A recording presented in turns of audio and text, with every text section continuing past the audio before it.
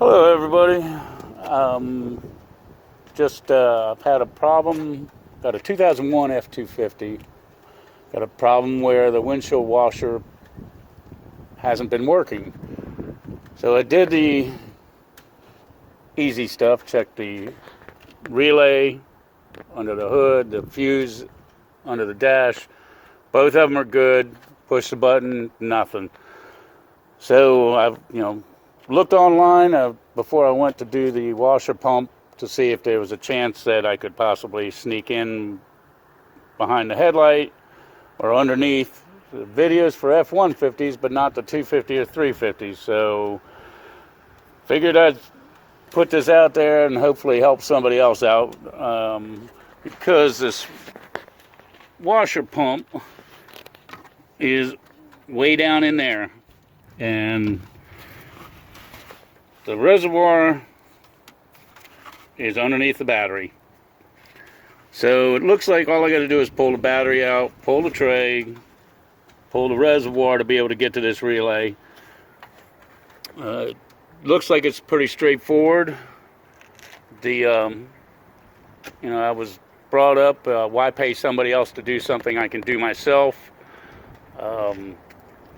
Try to get better fuel mileage out of this thing, so I did modified the cold air induction. I did a video on that. Changed the filter. Just recently I put a big boost wastegate on this thing, or controls the wastegate, so it spools the turbo up longer. It's definitely more responsive, and I still haven't figured out whether I'm getting better fuel economy yet. Just hopeful. So I'll go through the process of showing you guys how to do this, and hopefully that'll help you all out instead of spending what a shop would probably run at least an hour to do this, somewhere between $90 and $120 an hour. The relay I got was about $15, or just under $15 at Napa. Great place to get parts. They had it in stock, so hopefully this helps people.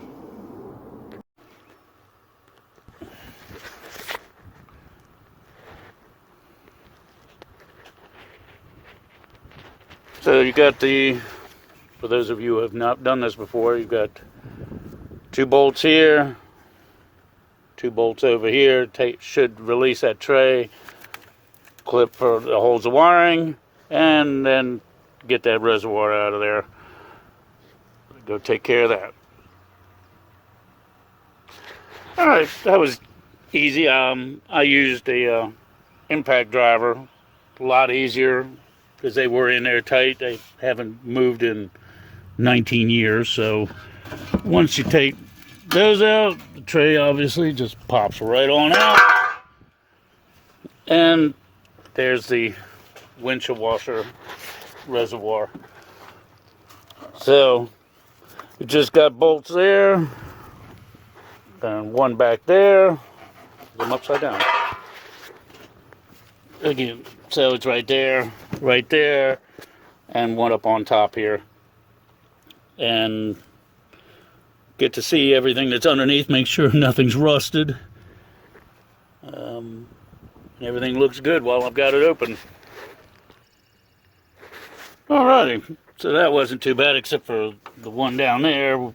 Difficult to get the wrench onto it, or socket, the way that was bent. But other than that, and lo and behold, one windshield washer pump. Now look, full of fluid, and I just can't get it to the windshield. So the one thing I noticed, unfortunately, I went to Napa. Never steered me wrong there. The windshield washer pump, the attachment for the tube that goes to the wipers, comes out on the passenger side. I've seen where they're listed as fitting this vehicle, and they come out on the other side. It's not going to work that way. So there's the part number, if I can get it to work. 7652 329 or 665 3052. That was right around 15 bucks for that. Cheap fix. So basically it's just taking the wiring, just unplugging that. There's a clip down in there. Can't do that one-handed. But the attach the hose, push it back into the reservoir, and test it. Now what I'm going to do is I'm going to blow out that line just to make sure nothing has gotten in there. Because I don't want to have to take this all apart again to find out I got to blow out the line. So, got the air tank, got the nozzle. Do that while I got it apart. Save some effort. Get back to you in a minute. Alright, test this. We can blow it up. Yeah, blow out the line. If I can do this.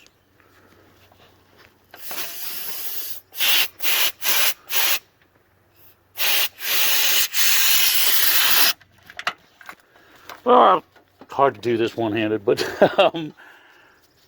I was able to get spray coming out, and shows that the lines are not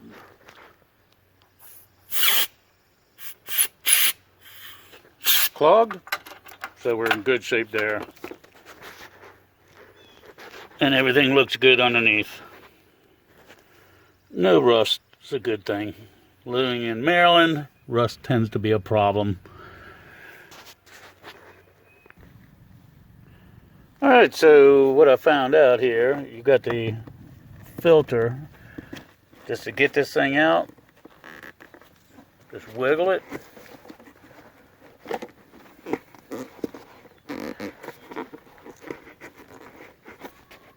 And it doesn't come out. This is going to need two hands. It's amazing having a second set of hands it'll do. And then there's your filter. That just pops out of there. And I think I'm going to have to get a stand for this thing, the phone, because doing this one-handed just isn't working.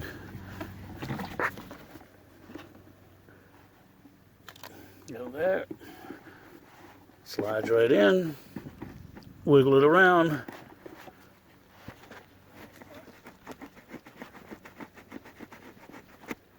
And you're good.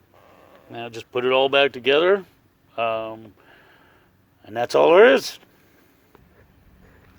And one thing I have to add, this pump may actually be alright when I pop the filter off. All that crud on there. So there was nothing, one little hole that the fluid was able to get through. So the pump itself may actually be good. But less than 15 bucks. You got to take it all apart anyway to get to that filter, so put a new pump on it. Jeez, what a mess. And that'll solve the problem, just no water flow. And let's see if this was successful, or did I just waste my time?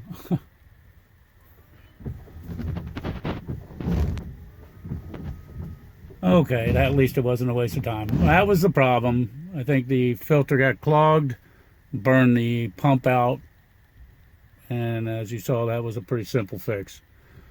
So hopefully this helps everybody. Have a nice day.